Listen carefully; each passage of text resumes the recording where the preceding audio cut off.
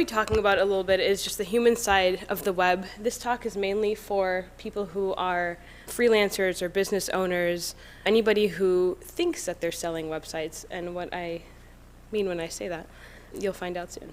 I just want to take about 10 seconds. I want everybody to participate in this. It's kind of going to be a little bit interactive for this first part, and then you can sit back and either doze off or pay attention. But I want you to close your eyes. Now, don't you hate when people do this in conferences? Close your eyes. And I want you to think of something that you're grateful for. You don't have to say it out loud. I just want you to take about 5 seconds. And genuine gratefulness, not just like the pho and the lunch that was there. Awesome. All right. Thank you. You can open your eyes. I'll come into play later. And so just to get a feel in this room to see just kind of how everybody here thinks about humans, I want you to answer this question. So to be human is to make mistakes, to drink beer from a can, to be a sweeping ball of energy moving about the world. So how many people think A? All right. And this is going to overlap too. B? Okay. C? All of the above. Really, that little on C? Come on, guys. I need you. Cool. All right, good. So I'm coming to being human with this mentality of being a sweeping ball of energy that moves about the world, that actually does make a difference. And part of the things that I advocate in good business is that good business is made up of good people. And somebody that I want to bring up is Immanuel Kant. He was actually a philosopher. He was really the first person to introduce me to the idea of a global economy, which is really kind of crazy because Immanuel Kant lived and died in the same city and never actually stepped out of his hometown of Kronosberg. And he still somehow maintained this idea that we're all one, that we are living in a global economy, and the way that we should approach the world is with this sort of oneness. So he was a big influence for me. And I think we're currently in the midst of a generation that cares more about people than ever before, specifically about people they've never even met. So, if I don't breathe, just remind me. Somebody just raise their hand and remind me. So one way that I approach business, specifically good business, is to personify it. And so this is a trick that just helps me mentally. So I came up with something called a GECKO Model. The GECKO Model consists of 5 things. We've got gratitude, empathy, care, kindness, and optimism. The way that you want to approach your business is to kind of instill these virtues. And if you want to be really badass, you can be really badass and include that there. You just have to change the acronym a little bit.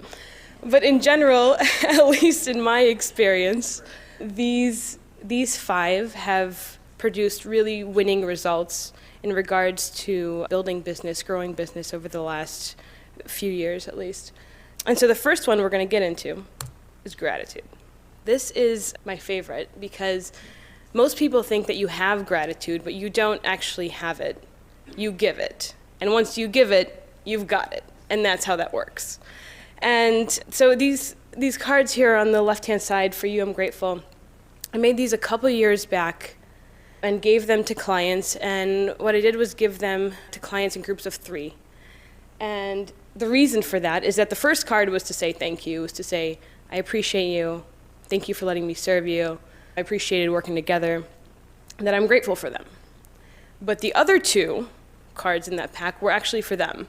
And it was so that they would take a moment and think about those that they're grateful for and those that they're grateful to work for or to help. And it kind of forced them to be in a mindset of giving gratitude. And so these other 2 cards that were there existed for that reason. And I thought that was a really good subtle gift, since gratitude is really at the base of happiness. And so another aspect of being gratitude, like I said, is being in service. And so one approach we take with ACOS is we do a rapid prototyping session for clients. And so we borrow something called the how might we statement. And this comes from just the traditional rapid prototyping methodology that Google uses. And so we add on how might we help. And we kind of used it in Mad Lib form. You're welcome to use that as well. But how might we help already puts us in a mindset of the client and removes us from the equation as far as what they actually need. And so the biggest thing with this, and the most important thing, is the user base and understanding your users. And your users can be your clients, it could be your, any stakeholder, your employees, your fellows, but typically we use this for clients. And one way to understand the user a really powerful way to understand the user is with empathy. And everybody wants to replace my data. Can anybody name that cartoonist? Just out of curiosity. Who is that? Hugh McCloud, but nice, yeah. Gaping Void, very cool. Well done. So in a world where we have to compress people down to their data for efficiency purposes, I think what will happen if we come out of that is that we'll win more. And I don't just mean win clients, but we'll win in a way that we impact people, the way that we feel a little bit more purpose-driven. And so empathizing people, just to clarify, really means to understand what somebody else is feeling, to understand their actual needs versus what they say that they need. So if they say that we need a red header navigation, red background, wonderful. Why do you need that? Because it's the color of the year. Excellent. What does it make you feel like? What does it trigger for you? What does it trigger for your user base? And getting into this sort of exploratory conversation so that we understand why these decisions are being made, and then we are more confident in the decisions that we make for our clients. I'm going to bring in another philosopher that I love. His name is Alan Watts. And Alan Watts is a good friend of mine, now dead. We've never met, actually, but if he were alive, we would be friends. And so he was a lecturer over at UC Berkeley. And he made this really great point about Western culture, and he said, people in the West are obsessed with creation. And that's not necessarily a bad thing. But the way that we think about ourselves and the way that we think about the world is it being made. And he uses this example. He says, it's not uncommon for a Western child to ask their parents, how was I made? And a Chinese child would never ask this question. So a Chinese child would ask, how did I grow? And that fundamental difference as to how they actually think about themselves, I think we can use that, now being a global economy that we live in. Now for a little bit more of a practical approach. So we've got demographics, psychographics, and emographics. Demographics, I'm confident that everybody here knows. How many of you know psychographics? Nice, nice. And how about emographics? That makes sense, I made it up. Okay, so demographics, we all know age, ethnicity, gender identification, household income, region, zip code. So this is typical Google Analytics data, although it is becoming a lot more advanced. There's actually a company that trades stocks based on the emotions they pull from Twitter, which is really cool if you're interested in that. It's crazy, but they're making money. So psychographics, for those that don't know what that is, a thought process, the biases, mental stability, attitude, aspirations, openness versus closedness. So openness being open to new experiences, closedness being really trying to maintain the status quo, not necessarily trying to grow in that particular way. And then emographics. So emographics are your emotional intelligence, your emotional triggers, things that people value really, their experiences, their mood, their temperament.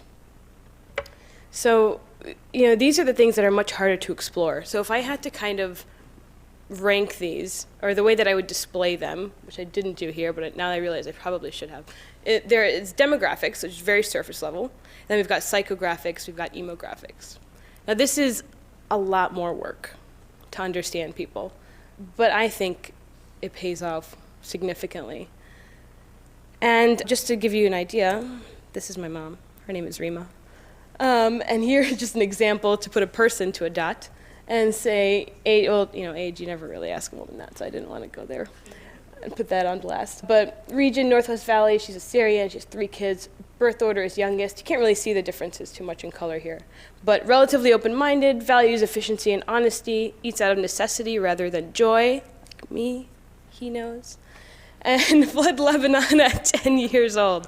And so these sorts of experiences, you have a varying mix here of emograph information and that psychographic information. And a lot of these overlap, so like birth order being youngest, so the way that she approaches the world, the way that she behaves emotionally in the world is a little bit different than an eldest child, and the way that she thinks is as well. And so because we're so used to seeing this lovely thing, I just want you guys to notice that there's a human living somewhere in there. And so it's really helpful to imagine that. And this is why buyer personas have become so powerful over the last few years, because it forces us to think about our users as people in very real ways. One thing that I would advocate, though, is to really get into that nitty-gritty of understanding people in a really deep way. So the next part of this GECKO model, so we've got gratitude, empathy. This next one is care. Now, when people think of their business resources, they think of time, money, talent, but I think care is actually your number one resource. So you can have a lot of money, plaster your face all over the city, and get a lot of clients that way. You can be the first to market, have market timing on your side. You can have the best talent, afford to have the best talent, the most skilled people, but if you don't have any of those things, you can still win by caring. So I would argue is that you're not actually selling websites, those are your deliverables, but what you're selling is care, because you have such a limited amount of that. There's only so many dams that you can give. So that's a really valuable resource that I think people just need to keep in mind.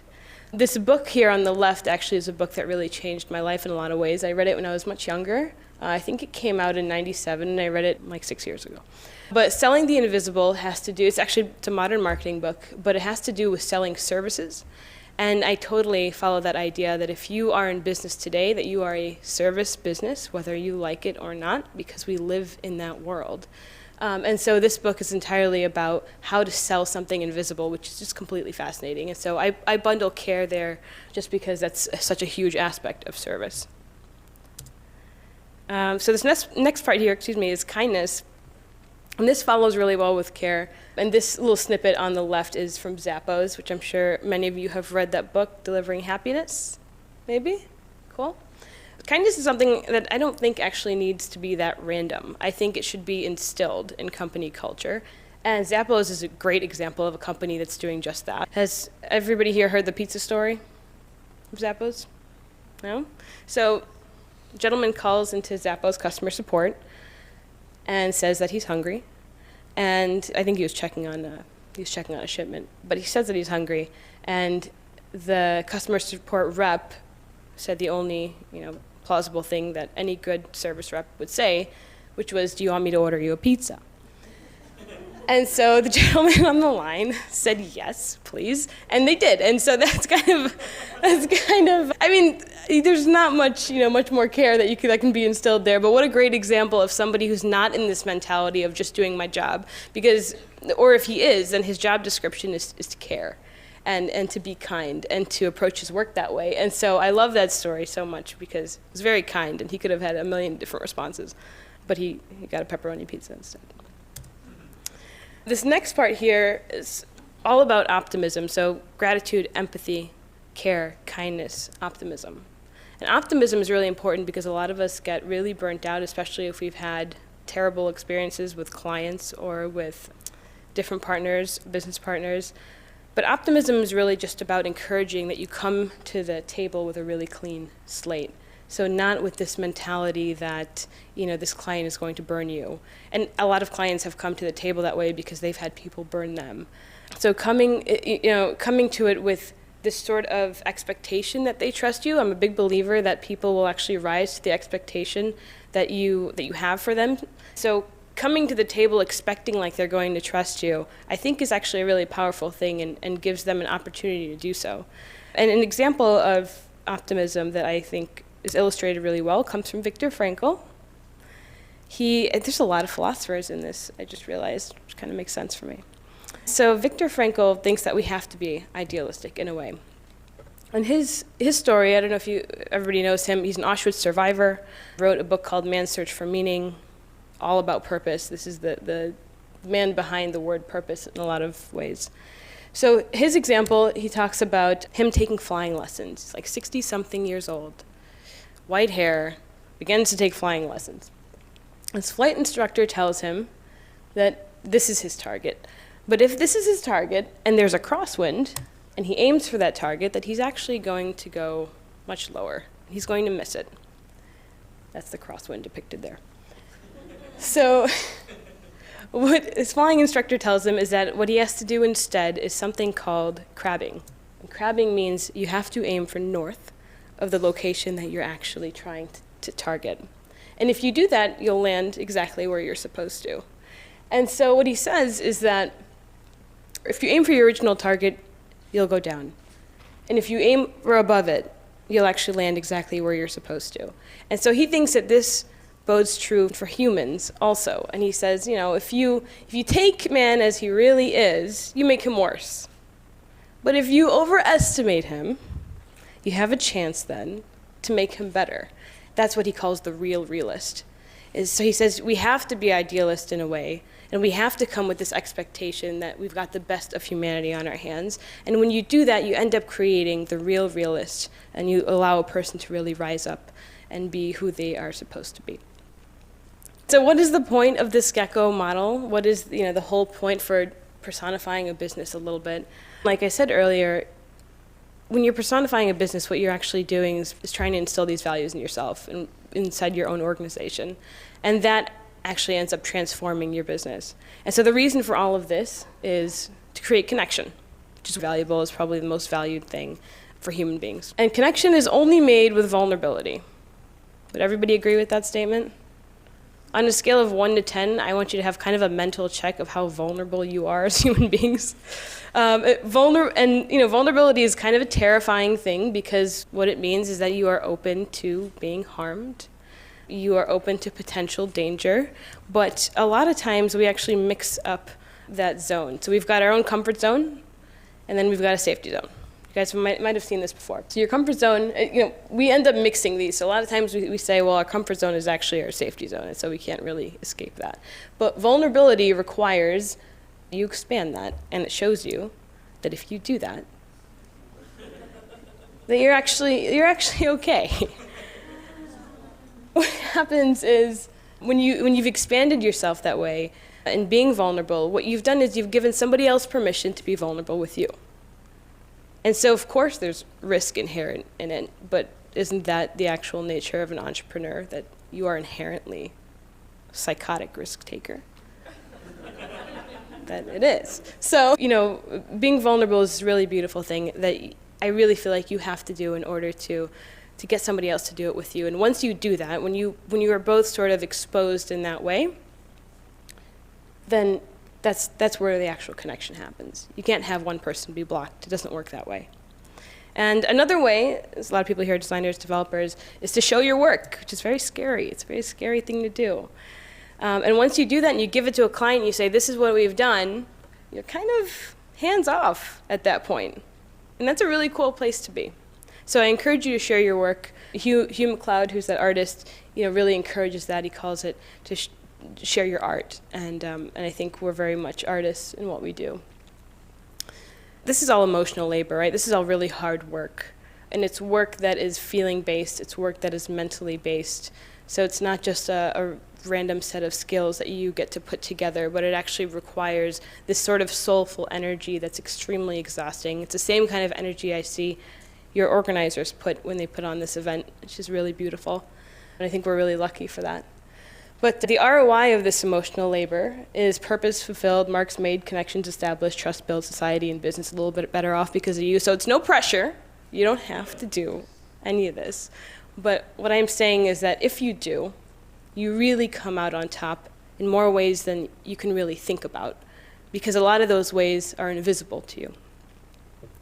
And so I'm not sure if I covered everything, so we'll leave some time for Q&A, but stay amazing. There you go. Thank you, guys. Do we want to do Q&A? I think I ran it fast, yeah.